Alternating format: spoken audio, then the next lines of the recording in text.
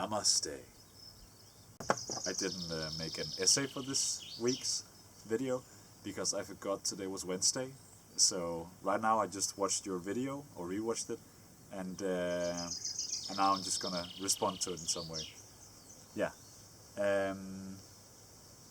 You talked about how you being on the dopaminergic treadmill, it gives you motivation to keep going, and I thought about that. I thought that might not be unhealthy, or well, that depends on how you feel in your body, I would say. If your body is able to keep up with the way you're forging on ahead, then it might be healthy and helpful. You'll be the judge of that. But it might not be such a bad thing.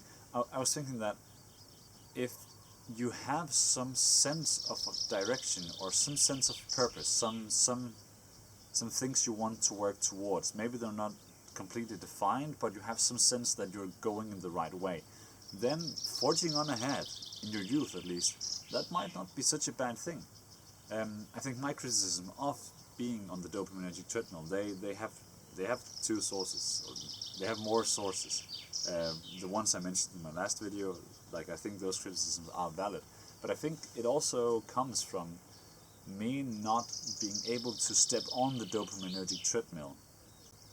I don't have a sense of purpose that is so strong that I can just work all the time towards that goal. I need to constantly return to my body, return to my emotions, return to the present in order to know if I'm going in the right way.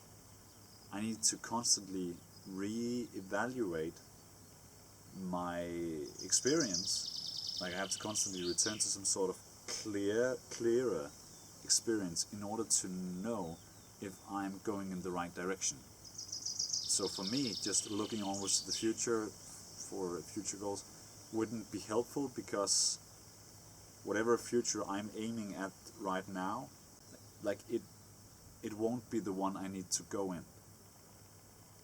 That maybe sounds about right.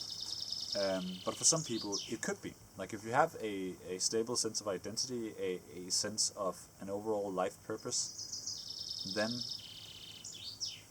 giving it all you got towards that purpose might be very valuable.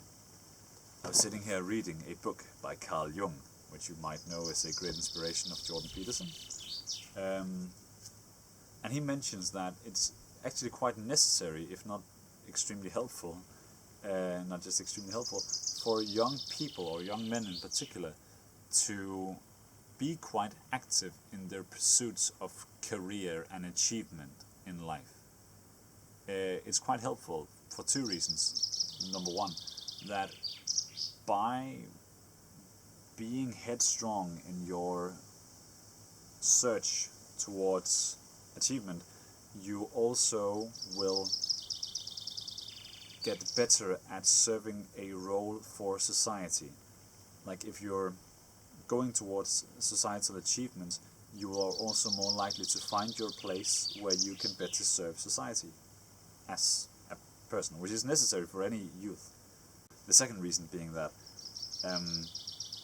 if you don't push on ahead with everything that you've got in your youth, if you don't expend that sort of creative, active energy in your youth, you're gonna end up with a lot of repressed creative potential in your 40s and 50s, and you're gonna have a midlife crisis. You're gonna look back on your youth and regret that you didn't do more, that you didn't push more on ahead, that you didn't put in more effort, which is gonna leave you bitter and resentful of the current youth, because hey, look, they have all this potential and they're using it right now. God damn it, why didn't I do that? And that's not a fun place to be. That's his argument, at least.